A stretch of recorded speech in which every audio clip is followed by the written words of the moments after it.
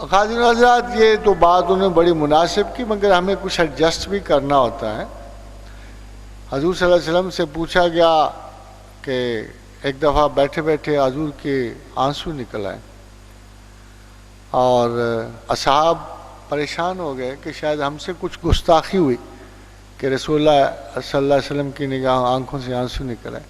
تو عرض کیا کہ یا رسول اللہ کیا ہم سے کوئی گستاخی ہوئی؟ فرمایا نہیں، میں تو ان مسلمانوں کا سوچ کے رو پڑا ہوں جو میرے بہت بعد میں آئیں گے اور وہ تمہاری طرح ہی مجھے مانیں گے اور مجھ پہ یقین رکھیں گے، تو مجھے ان پہ جو اتنی محبت آئی تو میں وہ رو پڑا ہوں۔ تو اصحاب نے پوچھا یا رسول اللہ کیا وہ ہماری طرح ہوں گے؟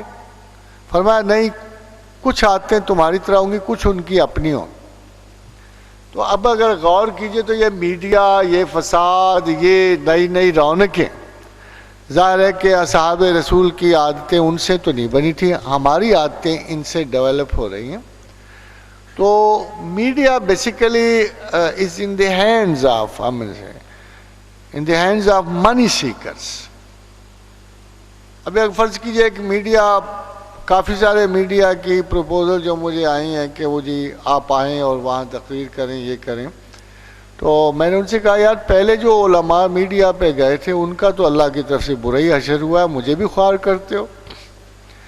پھر دیکھا یہ گیا، میں نے ان سے کہا کہ جی آپ میڈیا پہ کرتے کیا ہو؟ بڑی ڈیلیبریٹلی تم ایک نعت کے فوراً بعد ایک تیز ترار ڈانس کا گانا لگاتے ہو تاکہ اگر کوئی نعت سے متاثر بھی ہے تو اگلے ڈانس سے ختم ہو جائے گا۔ تو very cleverly media please the tricks.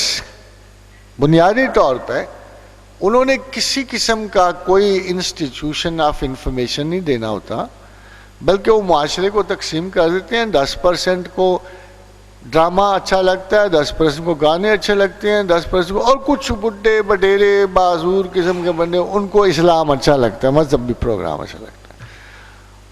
مگر جو مذہبی پروگرام ہیں بھی، جیسے قطر والا ٹی وی ہے، اس کو دیکھنے کے بعد پتہ لگتا ہے کہ اسلام میں سوائے قوالی کے اور کوئی شے نہیں ہے، اور کوئی کام نہیں مسلمانوں نے کرنا۔ اگر انہوں نے اللہ کے قریب ہونا ہے تو انہوں نے صرف قوالیاں سننی ہے، ہاؤ کرنی ہے، اور بس اس کے بعد وہ اللہ کی طرف سے بخشے جائیں گے۔ No religious institution or no religious media exists at this time. البتہ ایک ڈیلیبریٹ ایفرٹ کی جاتی ہے میڈیا کی طرف سے کہ ایک انتہائی نالائق مولوی کو ایک انتہائی تیز ترار خوبصورت خاتون کے سامنے بٹھا دیا جاتا ہے، اور ساتھ ہی ایک جدید ترین مفکر بیٹھ جاتے ہیں ڈاکٹر جاوید اقبال جیسے۔ اس کے بعد سوال جواب شروع ہوتے ہیں۔ سوال جواب میں پتہ لگتا ہے کہ مولوی کو تو آتے ہی کچھ ہیں، اور پتہ یہ لگتا ہے کہ ڈاکٹر صاحب تو بڑی معقول باتیں کر، وہ خاتون تو بہت ہی شاندار باتیں کر رہے ہیں۔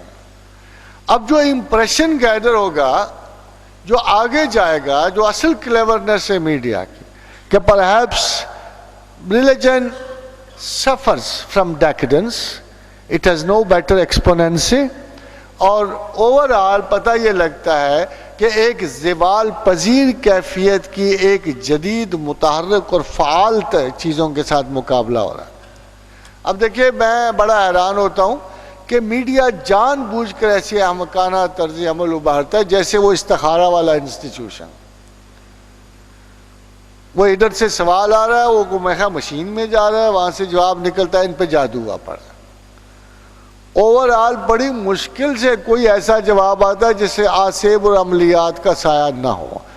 وہ میرے خیال مشین جواب ہی یہی دیتی ہے، اس کو فیڈ ہی یہی کیا گیا ہے کہ ان ساری دنیا پہ جادو ہوا ہے، عملیات ہوئے پڑے ہیں، آپ فلاں جگہ یہ کام کریں، فلاں جگہ یہ کام کریں، پیسے بھجوا دیں، آپ کو تعویذ بھجوا دیا جائے۔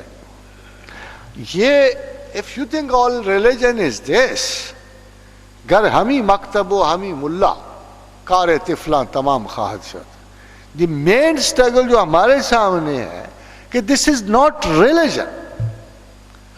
ریلیجن مذہب جو ہے وہ کوئی اور شے ہے، کائنات کا سب سے بڑا میٹافزیکل آرڈر ہے۔ ما بعد الطبیعت ہے تو اللہ سے ہے، مابعد الطبیعت ہے تو خدا سے ہے اور مذہب سے ہے. مابعد الطبیعت کا یہ عالم ہے کہ دنیا کے تمام فلسفہ مشرق و مغرب جو ہیں مابعد الطبیعت میں رینڈم پہ چلتے ہیں, ایبسٹریکشن پہ چلتے ہیں. وہ خدا کو نہیں ڈھونڈ رہے ہوتے, ویلیوز کو ڈھونڈ رہے. کوئی کہتا ہے جسٹس از گاڈ, کوئی کہتا ہے تھنکنگ از گاڈ, کوئی کہتا ہے میٹر از گاڈ. صرف اسلام ایسا ہے جس کی مابعد الطبیعت ایک اسپیسیفک ڈیفینیٹ اور پروناؤنسڈ ڈائریکشن کو جاتی ہے, اور وہ اللہ ہے. اور جو لوگ اس میں آتے ہیں اور جو اللہ کو تلاش کرتے ہیں وہ اللہ کو پاتے ہیں. مگر پچھلے دنوں یہ انسٹیٹیوشن بھی بابوں کی نظر ہو گیا. ہر آتھر اٹھ کے بابوں کی ایک تفصیل دے رہا ہے, یہ بابے ادھر بیٹھے وہ بابے ادھر بیٹھے. But this is not religion, this is not mysticism. تصوف یہ نہیں ہے. تصوف جستجو خداوند ہے, بہترین عقل و شعور کے ساتھ, بہترین عمر میں. یہ تصوف